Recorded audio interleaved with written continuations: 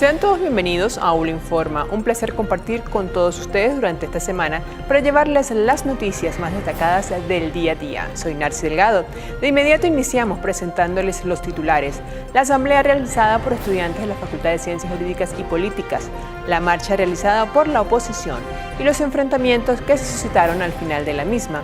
El análisis de Moisés Troconis sobre la constituyente comunal y la situación del sector ganadero en el Estado son solo algunas de las informaciones.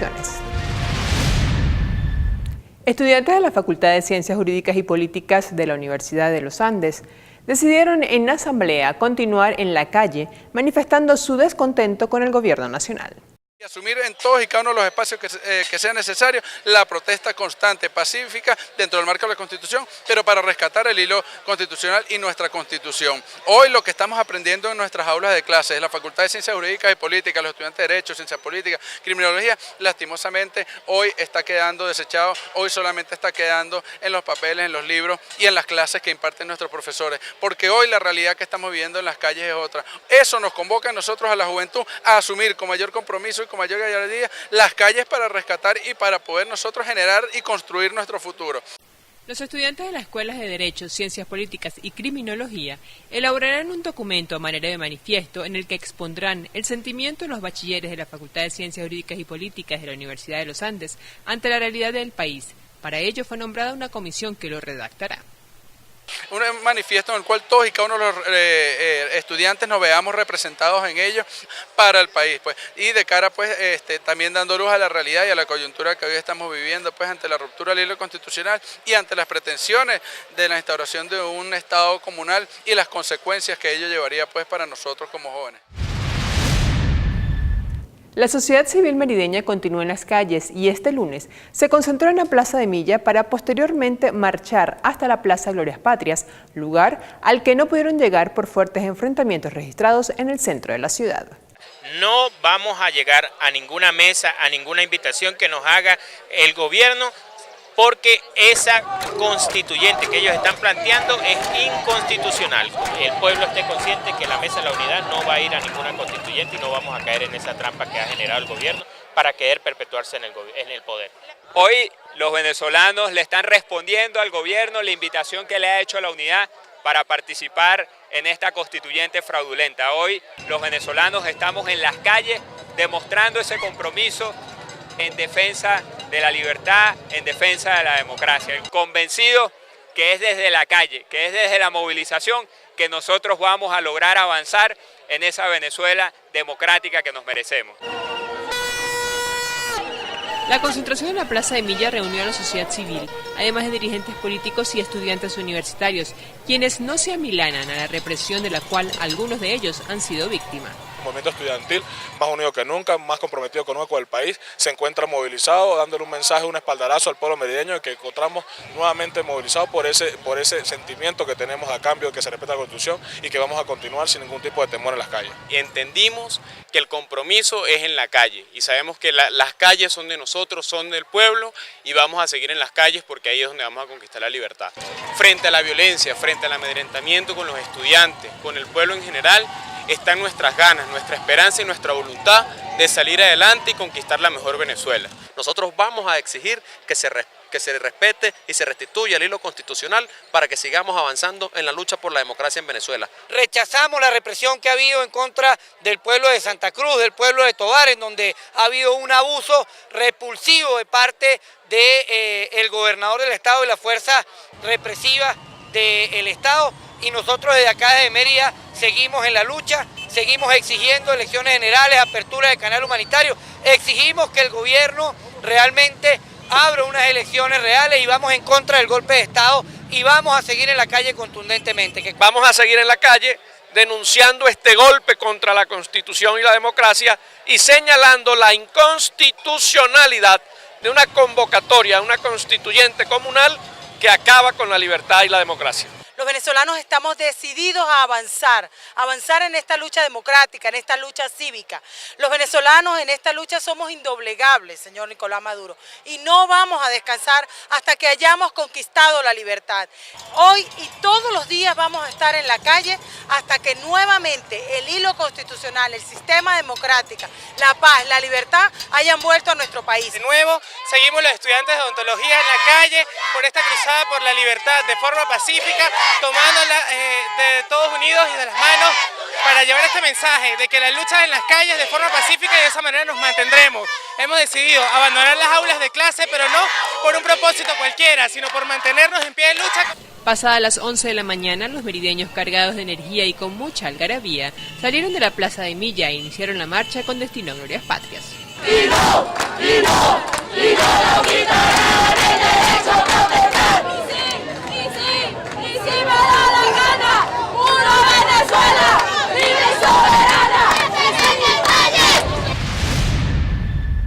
Fuertes enfrentamientos se produjeron este lunes en el centro de la ciudad, luego de concluida la marcha programada para este día, mientras se desarrollaba también la sesión del Consejo Universitario de la Universidad de los Andes. Mientras se realizaba la sesión del Consejo Universitario de este lunes, se pudo observar cómo la marcha que se dirigía a Glorias Patrias se desvió hasta el centro de la ciudad por la avenida 3 Independencia, logrando llegar hasta la calle 25, donde fue bloqueada por un piquete de la Policía del Estado.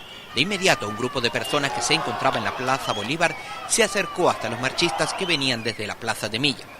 Después de esto, se iniciaron los enfrentamientos con funcionarios de la Policía del Estado, quienes trataron de dispersar la manifestación que de manera pacífica solicitaba llegar hasta la Plaza Bolívar. Durante buena parte de la tarde, esta situación se mantuvo en el centro de la ciudad. Leonardo Rodríguez le informa. Estudiantes de varios liceos de Mérida salieron a la calle a protestar, cerrando algunas de las vías cercanas a las instituciones educativas. De manera espontánea, estudiantes de liceos de Mérida salieron a las calles a protestar por las condiciones del país. En varias partes de la ciudad se observaron los cierres de vías por estos jóvenes que tomaron las calles adyacentes a sus instituciones educativas. Fue una jornada de protesta que no fue convocada por la Mesa de la Unidad Democrática. Al parecer fue por iniciativa de los estudiantes, quienes se convocaron por medio de cadenas y en las redes sociales. Durante buena parte del día estuvieron en las calles, ejerciendo su protesta pacífica en contra del gobierno nacional. Leonardo Rodríguez, ULA informa. Según el especialista en Derecho Constitucional, profesor Moisés Troconis, el gobierno pretende eliminar otro derecho de los venezolanos con la convocatoria de la Asamblea Nacional Constituyente. La situación de conflicto social que existe actualmente en el país mantiene en incertidumbre y en zozobra a los venezolanos. En muchos casos, los ciudadanos están sufriendo de estrés y ansiedad. La directora del Centro de Investigaciones Psicológicas de la Universidad de los Andes, profesora Sara Moncada, explica que esta crisis debe ser llevada por los venezolanos con calma para que con ello nuestra salud no se vea afectada. Estamos como una olla de presión. Y bueno, muchas veces lo que tenemos que hacer es darnos un espacio para nosotros mismos, alejarnos, así como esa olla de presión que por un momento hay que sacarle el aire, ¿sí? Tenemos que buscar espacios en donde estemos fuera de todo ello, darnos un espacio nosotros mismos, en donde podamos volver a la calma, volver a la paz, en donde podamos restablecer todo eso que usted estaba diciendo allí de la psiquis, ¿no? A restablecer la homeostasis, porque ¿qué pasa? Lo que ocurre es que con toda esta exacerbación de niveles de estrés, de ansiedad, estamos generándole una respuesta contraria a la salud, a nuestro organismo. Destaca que el estrés hace que la respuesta inmunológica de nuestro organismo se suprima y como consecuencia nos podemos enfermar. Por ello es importante cuidar la salud, no saturando el cuerpo y la mente con tanta información transmitida por las redes sociales. Y en el caso de los niños, bueno, primero que todo distinguir si el niño ha vivido una situación de crisis o si está viviendo esta situación de conflicto social. Si ha vivido una situación de crisis más específica, las recomendaciones serían distintas. Puede estar rozando incluso lo que técnicamente se llama síndrome de estrés postraumático. Si es ese el caso, una de las mejores recomendaciones sería buscar ayuda profesional. Por ejemplo, para bebés más pequeños, aproximadamente de 0 a 3 años, hay que cuidar la díada madre-bebé. Es decir, la madre tiene que cuidarse de sobreexponerse a noticias que le puedan afectar emocionalmente y que ella pueda transmitirle todo eso al bebé. Hay que cuidar la rutina, que el bebé sienta que está manteniendo todavía la rutina diaria. Mientras que con los niños, mientras ya están creciendo, se vuelve un poco más difícil. Por ejemplo, cuando entran entre los 3 y 6 años, que ellos van a la escuela, empiezan a preguntar qué pasa, qué hacer. Se recomienda evitar explicaciones que incluyan términos como buenos o malos. Dar recomendaciones como dar respuestas más dirigidas hacia lo que está ocurriendo en su entorno cercano. Entonces yo como adulto debo cuidar qué información está llegándole a él. Eso no quiere decir ocultarle lo que está sucediendo, sino saber cómo comunicárselo, saber que su elaboración va a ser distinta a la mía. Por ejemplo, con niños más grandes, de 6 a 12 años, si ellos llegan a observar en la calle que hay comportamientos inmoralmente incorrectos, yo tengo que señalárselo. Yo tengo que decirles, sí, eso que está ocurriendo es incorrecto. Para la directora del Centro de Investigaciones Psicológicas de la Universidad de los Andes, la parte emocional de los merideños y los venezolanos está muy afectada, por lo que es muy importante que el ciudadano se dé un espacio para reflexionar y un espacio de comunicación con nuestros seres queridos, porque es fundamental hablar sobre lo que está sucediendo y como última alternativa buscar ayuda profesional. Narci Delgado, ULA Informa. Un grupo de estudiantes de la Facultad de Medicina de la Universidad de los Andes se ha organizado para prestar primeros auxilios a quienes ameriten atención primaria en las protestas. Hace aproximadamente 15 días hemos formado este grupo de primeros auxilios conformado por estudiantes de la Facultad de Medicina de los diferentes años, incluidos también residentes de los posgrados, de los diferentes posgrados, también acompañados de especialistas, debido a los últimos hechos que han ocurrido en nuestras calles, en las calles de nuestra ciudad, en donde han habido grandes cantidades de heridos. Estos jóvenes, además estudiantes de posgrado de la Universidad de los Andes e incluso especialistas, cerca de 150 hombres y mujeres, atienden de manera inmediata a quienes resulten heridos durante las movilizaciones o en protestas. Están identificados como primeros auxilios ULA y esperan del Consejo Universitario su institucionalidad. Para utilizar el nombre de la universidad con los permisos debidos y bueno, estar dentro de las calles atendiendo a cualquier persona sin distingo social, raza, credo, color, vamos a estar allí. Los docentes dependientes de la Gobernación del Estado paralizarán sus actividades durante 72 horas, comenzando desde este martes 9 de mayo. En asamblea sostenida este viernes, los docentes dependientes de la Gobernación del Estado decidieron paralizar sus actividades durante los días martes, miércoles y jueves de esta semana ante los problemas salariales que tienen con su patrón. Para poder cobrar el 50% que al parecer lo está actualizando el gobierno regional en este momento, pasaron 5 largos meses. Ahora nos preguntamos, ¿qué va a pasar con el último incremento que produjo el presidente de la República con motivo del 1 de mayo? Me refiero a qué va a pasar con ese 60% de incremento y si va a ajustar el gobierno el bono alimentación a 139.000 bolívares mensual, porque tampoco ha ajustado el incremento anterior a 108. Eso nos indica que nosotros tenemos que hacer saber a la colectividad que el docente ni está ganando completo ni recibe esos incrementos y que por lo tanto hay una angustia general en relación con ese salario. Reiteran que esto no es un elemento político, es solo laboral y esperan que el gobernador del estado atienda las peticiones de los trabajadores que padecen muchos problemas para su subsistencia. Que usted como patrono está obligado a actualizar y pagar completo a los maestros. De no ser posible, estamos en 72 horas de paralización esta semana, pudiéramos llamar sí a un paro indefinido, pero deberíamos entonces sí cumplir con las asambleas regionales para que por principio nosotros al ir a lo indefinido significa que estaríamos casi en presencia de una huelga general. Es el momento para que el señor gobernador interprete, entienda que no se trata de un conflicto ni personal ni politiquero, sino se trata de un conflicto que se está abriendo hacia lo laboral, porque ni lo más elemental que sería la seguridad social de un maestro, en este momento podemos decir que está garantizado. Asegura que muchos docentes tienen dificultades para llegar hasta sus sitios de trabajo, debido al bajo salario que perciben, situación que se agrava con los retardos en los pagos, que además anuncian son pagados, pero cuando acuden a los bancos se dan cuenta que no ha sido depositado el dinero. Leonardo Rodríguez, ULA Informa. El sector ganadero atraviesa grandes problemas para seguir cumpliendo con el abastecimiento de carne y leche como consecuencia de la escasez de insumos que existe en el país. Esto según lo analizado por la Federación Nacional de Ganaderos. Sí, bueno, estamos convocando la Federación Nacional de Ganaderos de Venezuela para la 53ª Asamblea Anual Ordinaria que se va a realizar en Barinas, Estado Barinas, el día viernes 26 de mayo. Es un evento que, bueno, forma parte de lo que son los estatutos donde normalmente se hace un reencuentro de la familia ganadera, se fija exposición ante el país de los problemas que estamos viviendo. Nosotros igual somos consumidores, no conseguimos insumos. Hay una reforma en la cartera agrícola, el día 25 de abril salió la Gaceta de la nueva cartera agrícola que la transforma radicalmente. Antes se dividía en grupos estratégicos y no estratégicos. Los grupos estratégicos tenían el 95% de la cartera y los no estratégicos el 5%. Ahorita se fija por cada rubro. En el caso de la ganadería quedó el 7%, lo que es rumiante, entra bovinos, bufalinos, ovinos y caprinos. Y en el caso del sector agrícola vegetal de corto plazo, de ciclo corto, quedó prácticamente el 65% de la cartera se lo lleva lo que es la producción de maíz, blanco, amarillo, producción de arroz, sorgo, lo que tiene que ver con caraota, frijol, todo lo que es corto plazo. Pero la ganadería necesita primero un mayor volumen, también no el 7, por lo menos llevarlo al 15-20% de la cartera, y también que los plazos, prácticamente se elimina el préstamo a largo plazo.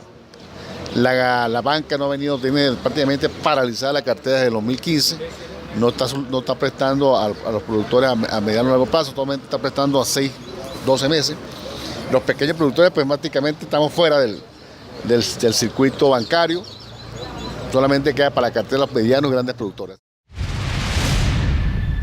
Cada 8 de mayo se conmemora el Día Internacional de la Cruz Roja. Conozcamos un poco más del nacimiento de esta organización mundial. La iniciativa de fundar la Cruz Roja surgió en el siglo XIX del filántropo suizo Jean-Henri Dunant, horrorizado por la falta de cuidados que sufrían los soldados en el campo de batalla de Solferino, Italia, en 1859. Tras ello, escribió el libro Orígenes de la Cruz Roja en 1862 y propuso que se crearan organizaciones neutrales para ayudar a los soldados heridos en tiempo de guerra, y convocó a dirigentes nacionales para fundar estas sociedades. 5 ciudadanos suizos formaron un comité, que se convertiría más tarde en el Comité Internacional de la Cruz Roja, y pidieron la celebración de una conferencia mundial que se celebró en Ginebra en octubre de 1863, a la que asistieron delegados de 16 estados. Al año siguiente, se volvió a celebrar en Ginebra otra conferencia, en la que los delegados oficiales procedentes de 12 estados firmaron la primera Convención de Ginebra, que establecía las reglas por las que habría de regirse el tratamiento a los heridos y la protección del personal médico y los hospitales. En ella se adopta el símbolo del movimiento, la bandera blanca con la cruz roja, que sería modificado en los países no cristianos, sustituyéndose en los países islámicos por una media luna. En Venezuela nace en Caracas el 30 de enero de 1895, como parte de los actos organizados con motivo de la conmemoración del centenario del nacimiento del mariscal Antonio José de Sucre, quien fue el héroe de la independencia venezolana, quien más se preocupó por humanizar la guerra. Su creación se debe al deseo de que se cumplieran en nuestro país las previsiones establecidas en la Convención Internacional de Ginebra, en la cual se acordaron medidas especiales para la atención de los heridos en guerra y la protección de los cuerpos de socorro.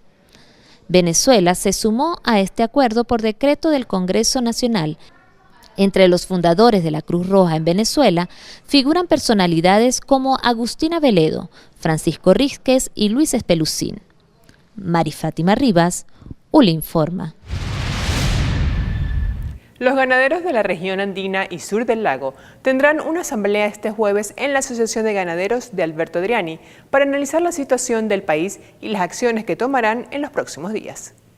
El presidente de la Asociación de Ganaderos de la Zona Alta del Estado Mérida realiza una invitación a integrantes de los distintos sectores para participar en una asamblea donde fijarán su posición ante la crisis que vive el sector agropecuario en el país. Desde AXAN, la Asociación de Ganaderos de la Zona Alta de Mérida, en conjunto con los colegas de ASODEGA en Alberto Adriani, los colegas de Aganaco, Argat y las 8 asociaciones que hacemos vida en la zona del sur del lago, estamos invitando para una gran asamblea con carácter de emergencia el día jueves 11 a las 9 de la mañana a todo el sector agropecuario, a todo el sector ganadero y a la sociedad civil, a la sociedad en general, para discutir y fijar posición sobre lo que actualmente está sucediendo en el país, lo que es los distintos llamados que está haciendo el gobierno nacional a procesos constituyentes en medio de una situación realmente difícil para el pueblo venezolano. Ramos asegura que esta asamblea busca reunir las opiniones de los principales afectados y establecer puntualmente la posición y futuras acciones de las asociaciones de ganaderos del Estado Mérida. Nosotros queremos saber la opinión de las bases, la opinión de cada uno de los ganaderos para ser elevadas y fijar posición desde la Federación de Ganaderos de Venezuela, desde FEDENAGA, primero consultando con sus bases. Ese es el objetivo básico de esta reunión del jueves 11 en las instalaciones de Azodega, en la ciudad del Vigía, a la cual invitamos a todo el gremio ganadero y por supuesto a la comunidad en general. Patricia Espinosa, pasante única, UL Informa. Vamos a identificar brevemente a nuestro canal y ya continuamos con ustedes.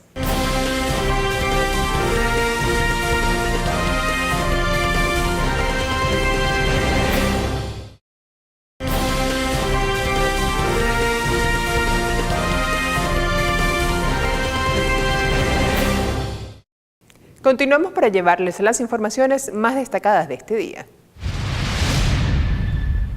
Agricultores de la tercera edad recibirán capacitación en el Estado Mérida.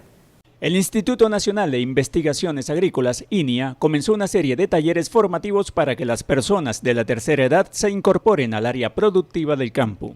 La iniciativa cuenta con el apoyo del Instituto Nacional de Tierras, organismo encargado de asignar las áreas donde se desarrollará el proyecto. Una vez que tengamos la tenencia de la tierra, entonces vamos buscando el desarrollo, porque la finalidad es cumplir con un programa que nosotros tenemos que se llama Volver la mirada al campo, por cuanto ya los campos estaban quedando deshabitados, habidos de campesinos.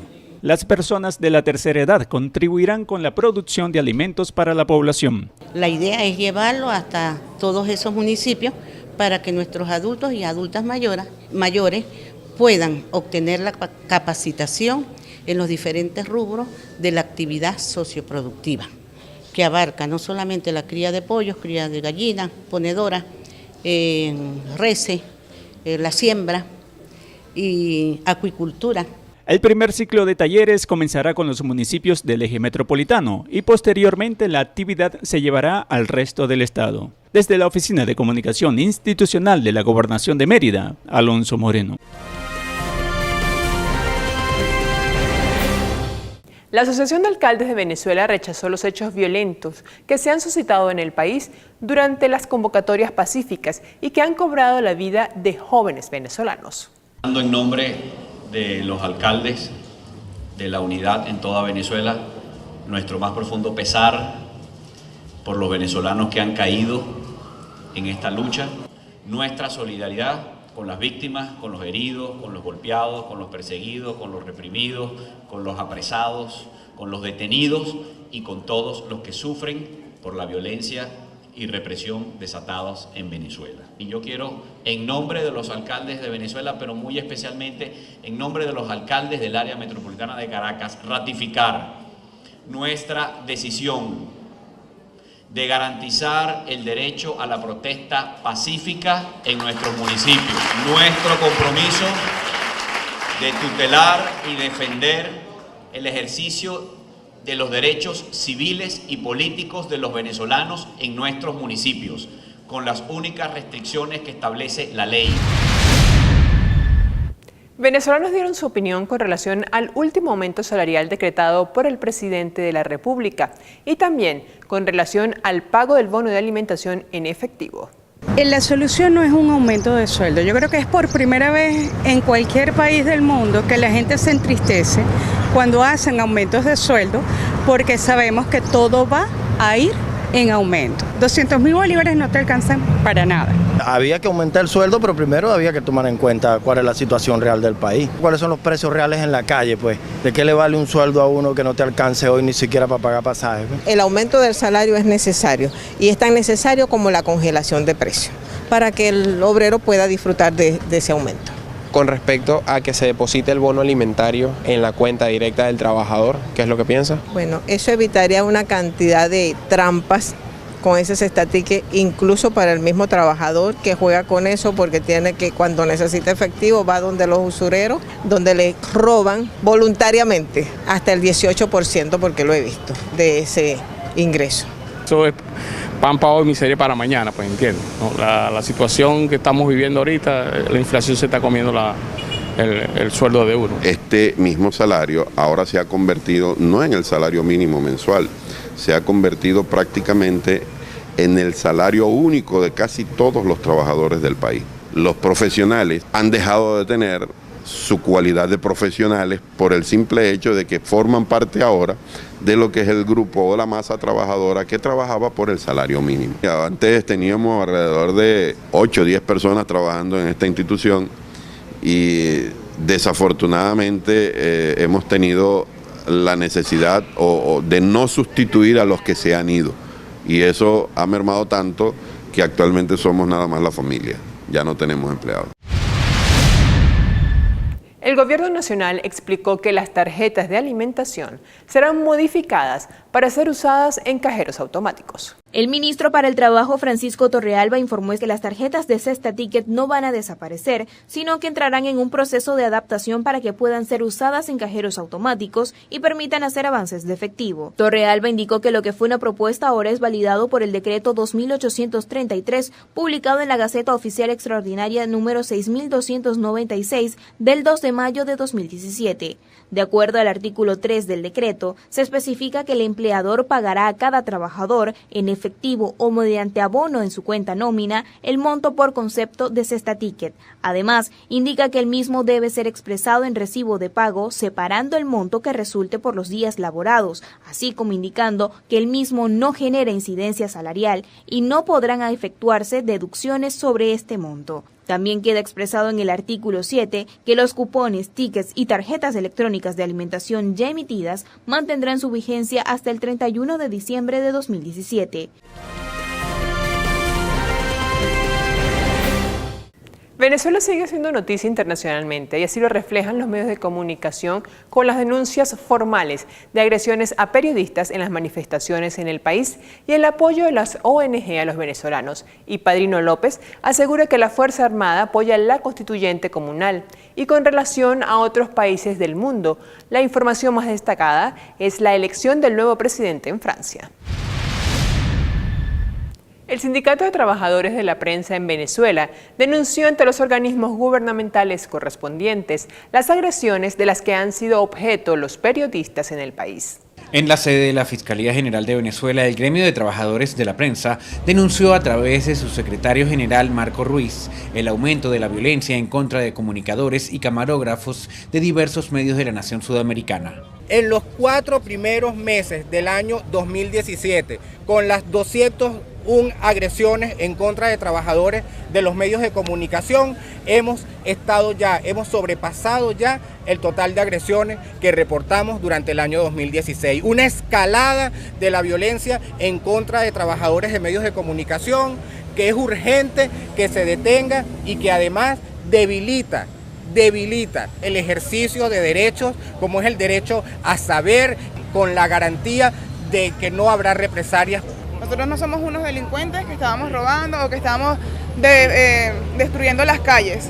Nos están agrediendo y sencillamente lo que pedimos es que nos protejan porque nosotros estamos haciendo el trabajo y no estamos haciendo un delito. Por su parte, la canciller venezolana Delcy Rodríguez criticó la cobertura dada por muchos medios internacionales a la situación en Venezuela. Venezuela ha reiterado la denuncia sobre cómo las corporaciones mediáticas son responsables de las guerras imperiales porque preceden con los falsos positivos, preceden intervenciones Del mismo modo, el ministro de Comunicación venezolano, Ernesto Villegas, ha señalado que diversos medios que actualmente laboran en el país no son objetivos al momento de dar una información.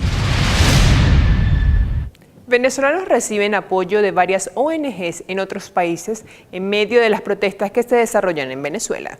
Gracias al apoyo de múltiples ONG del exilio que les envían soporte para su lucha contra un gobierno que definitivamente no quiere medirse ni en elecciones ni renunciar, como millones se lo piden. La intención es enviarle mascarillas, máscaras antigas, guantes, antidiarreicos, walkie-talkies para hablar comunicaciones, megáfonos, torniquetes, y la intención básica es que, bueno, que tengan los insumos necesarios para resistir, que se están defendiendo su derecho legítimo a la defensa de un régimen que perdió toda legitimidad cuando han violado la Constitución Nacional. Un grupo de venezolanos en Los Ángeles se ha enlazado con un grupo de venezolanos y fundaciones en Miami a través de una fundación llamada Giving Children Hope, que procura ayudar y apoyar a las personas con más necesidades, niños, ancianos y enfermos. Padrino López asegura que la Fuerza Armada Nacional Bolivariana está con la constituyente comunal y defendió la actuación de la Guardia Nacional Bolivariana en las manifestaciones pacíficas. El ministro de Defensa venezolano Vladimir Padrino aseguró que la Fuerza Armada Nacional Bolivariana está del lado de un proceso constituyente de acuerdo con los principios que establece la Constitución de ese país. ¿Cuál es la primera pregunta que se hace un soldado? ¿Está eso enmarcado en la Constitución de la República Bolivariana de Venezuela? Es la primera pregunta que se hace un soldado de la Fuerza Armada Nacional Bolivariana. En la opinión del general en jefe, aún es prematuro hacer comentarios sobre el proceso de elección de los representantes de esa asamblea. Que es sobre la base de elecciones universales, directas, libres y secretas, como lo establece la Constitución. Es bastante saber eso. Preguntado sobre si la FANB garantizará el orden constitucional independientemente de que la ruptura fuera provocada por el chavismo, el Ejecutivo o cualquier poder público, Padrino respondió. Nosotros no vemos quién rompa el hilo constitucional. Nosotros vemos el hecho. En cuanto al proceso constituyente como un mecanismo para refundar el Estado, el jefe militar adelantó que la Fuerza Armada realizará un gran debate a lo interno en todos los niveles sobre el cuerpo militar que visionan para los próximos años. Padrino defendió la actuación de la Guardia Nacional Bolivariana en las protestas antigubernamentales que se iniciaron en el país tras la decisión del Supremo y aseguró que la actuación policial ha contenido la violencia en las manifestaciones que poco más de un mes han causado 37 muertes, un número apenas por debajo de los 43 fallecidos en las protestas de 2014 en casi 6 meses. Las manifestaciones pacíficas y sin armas, yo lo he dicho por allí con una frase que me salió así, ni con el pétalo de una rosa. De los 37 muertos desde el inicio de las manifestaciones, 22 han sido asesinados por arma de fuego, subrayó Padrino, por lo que concluye que estas protestas están en la línea entre la subversión y la insurrección armada. Sobre el tema de las milicias bolivarianas, un asunto que fue el centro de atención luego de que el jefe de Estado aprobara un plan para elevar su número a 500.000, explicó que el cuerpo ronda los 400.000 milicianos actualmente y que aunque son voluntarios de la sociedad civil, no deben ser vistos simplemente como civiles armados. Congresistas de Estados Unidos solicitó al presidente de ese país que intervenga ante la Organización de las Naciones Unidas para que actúe en la crisis venezolana. Un grupo de 15 legisladores estadounidenses pidió al presidente Donald Trump que eleve al Consejo de Seguridad de Naciones Unidas la crisis política y social de Venezuela. En una carta bipartidista, la congresista republicana por Florida, Ileana Ros-Lehtinen, pidió a Trump que utilice su voz e influencia en la ONU. La situación en Venezuela es cada día más grave, con el rápido empeoramiento de la escasez de alimentos y medicina y un aumento en la violencia y el hostigamiento contra los manifestantes pacíficos. Este esfuerzo bipartidista insta a la administración a imponer nuevas sanciones contra funcionarios del régimen que realizan o autorizan la violencia. Mientras que el demócrata por Nueva York, Eliot Engel, aseguró que se trata de un momento triste para la historia de Venezuela. Con sus enormes recursos energéticos, Venezuela debería ser uno de los países más ricos del mundo. Es un día triste cuando tenemos que pedirle a las Naciones Unidas ayuda humanitaria para ese país. Pero debemos seguir apoyando al pueblo venezolano y hacer todo lo posible para apoyar su acceso a alimentos y medicinas que necesitan desesperadamente. La secretaria de prensa adjunta de la Casa Blanca dijo que le están dando seguimiento a la crisis venezolana, pero no detalló si habrá nuevas acciones contra el gobierno de Maduro. Creo que la situación y algunos actos ocurridos en Venezuela son deplorables y ciertamente es algo que estamos monitoreando muy de cerca. No puedo comentar ahora mismo los detalles específicos de cómo hacemos el monitoreo, pero estamos viendo de cerca la situación. La misiva también solicita que el gobierno de Venezuela permita que organismos no gubernamentales puedan proveer asistencia al pueblo venezolano y pide sanciones adicionales para otros funcionarios del gobierno de Maduro. La sátira y el humor en el periodismo venezolano fueron premiados internacionalmente. Los miembros del equipo editorial de la página digital de sátira y humor político, el Chigüire Bipolar, manifestaron este jueves su alegría por haber ganado el premio Václav Havel a la disidencia creativa del 2017 y aseguraron que no se esperaban este reconocimiento. El editor de la página, Jesús Roldán, señaló que la disidencia creativa es parte de lo que se hace en este espacio, que ha ido creciendo con el tiempo y que se ha convertido en una escuela de comediantes que sin querer se ha vuelto un poco más periodístico, ya que para crear humor toman las noticias del día de la cada vez más convulsionada Venezuela. Los galardonados del premio Václav Havel de este año recibirán los premios en una ceremonia que tendrá lugar el 24 de mayo en el marco del Oslo Freedom Forum 2017, donde, según dijeron a un canal de televisión estadounidense dos de sus fundadores, Juan Andrés Rabey y Oswaldo Graziani, se hablará de la crisis venezolana.